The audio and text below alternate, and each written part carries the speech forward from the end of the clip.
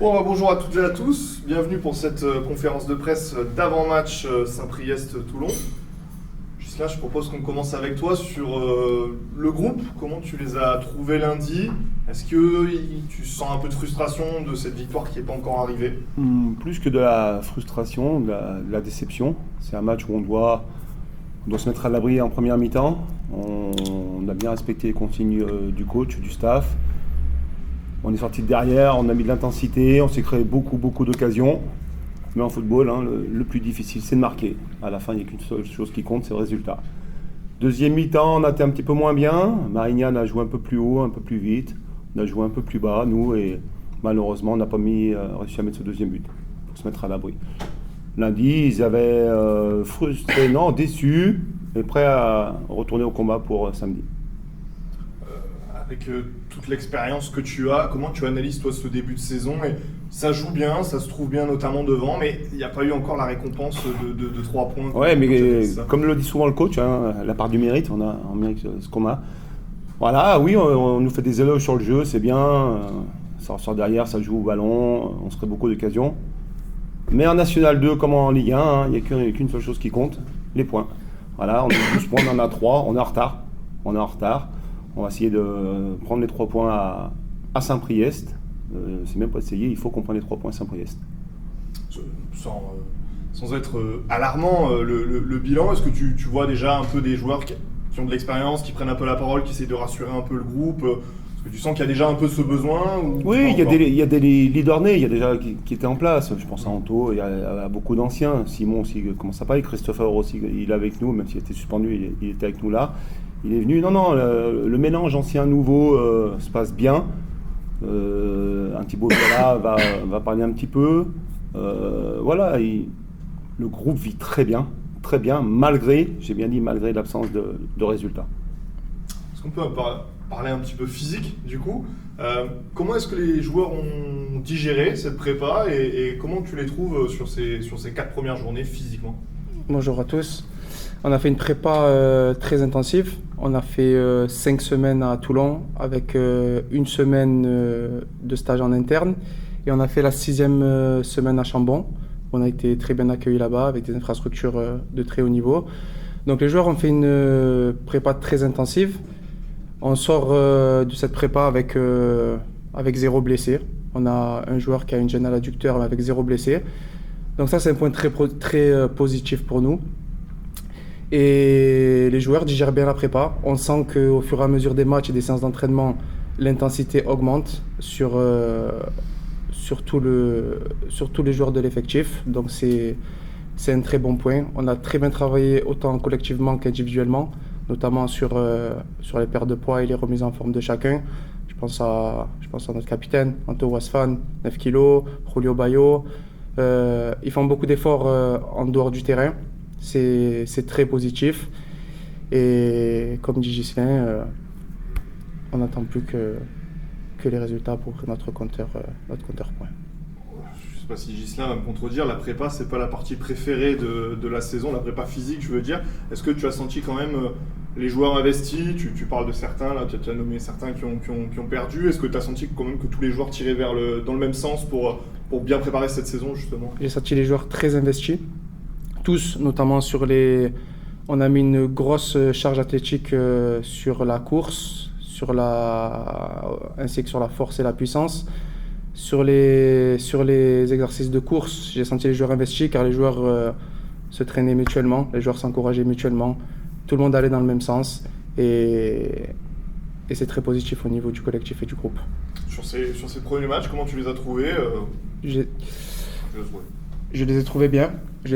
À Rumilly, hormis ce fait de jeu, on était plutôt bien physiquement. On a tenu jusqu'à la 80e.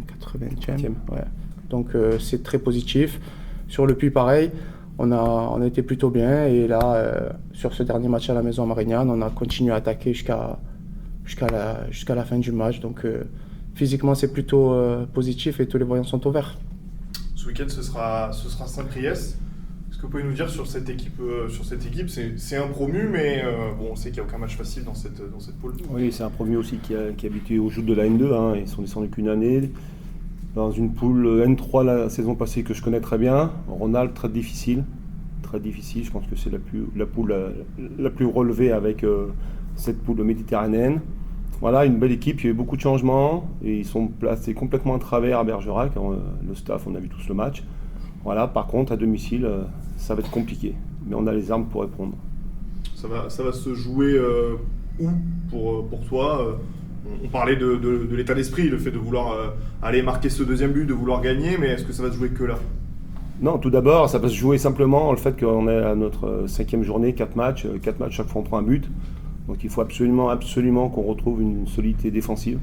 Ça, c'est la base pour n'importe quel championnat. Voilà, une équipe qui a des ambitions, on doit être costaud derrière, ça on le sait. On est capable de marquer à chaque rencontre, ça, on l'a fait déjà. Voilà, c'est retrouver de la stabilité tout en ne reniant pas notre jeu depuis le début de saison. Si je dis pas de bêtises, c'est un synthétique à Non. Priest? Non, c'est une pelouse. Belle pelouse.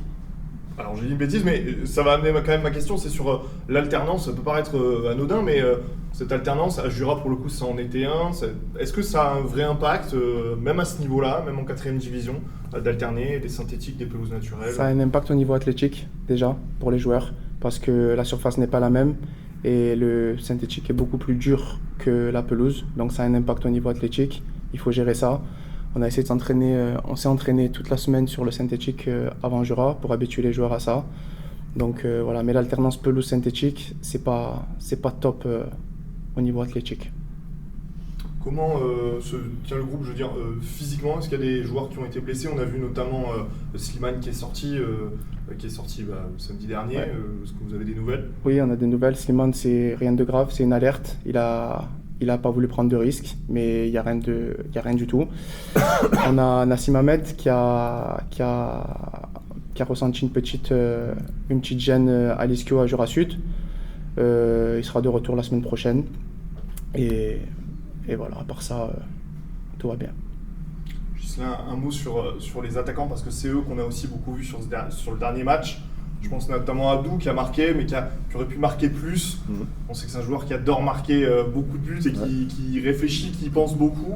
Est-ce que tu l'as senti, je ne vais pas dire perturbé, mais est-ce que tu l'as senti? Est-ce qu'il y a eu un besoin d'aller lui parler lundi ou dans la semaine pour Non. Abdou est un attaquant, donc il a beaucoup de certitudes dans ce qu'il fait, dans ce qu'il propose. On sait qu'il répond présent à chaque match. Il a 3 buts en 4 matchs, je crois. Ce qui est important, c'est qu'il se soit créé beaucoup d'occasions. Oui, en effet, c'est vrai qu'il en a vendangé 2-3, mais on se les a créés. Et comme on a dit hier avec Momo et le staff aux joueurs, l'important en foot, c'est pas de prendre de but, mais c'est de se créer une multitude d'occasions. Et quand ça va rentrer, on sera costaud, très costaud. Et on imagine aussi l'important de garder tout le monde concerné. L'équipe elle a un peu changé sur les 4 premières journées. Il y a eu aussi pas mal de remplacements qui ont été faits pendant les matchs. C'est important de garder tout le monde concerné sur une saison qui va s'étirer. Le coach vous l'a répété ici assez souvent. Il n'a pas créé une équipe, il a créé un groupe. Le groupe est nombreux et conséquent. Et si on veut performer, il faut que tout le monde se sente concerté. Sinon on lâche à l'entraînement, si on lâche, on bosse pas. Si on bosse pas, voilà. Donc non, c'est important de trouver le bon compromis, voilà, entre ce qu'on met pas, ce qu'on met au repos aussi. Voilà, le staff est là, le prépa physique est là. Yo, il est présent pour ça aussi, d'un point de vue de nous alerter par rapport aux susceptibles blessés. Merci beaucoup. Merci.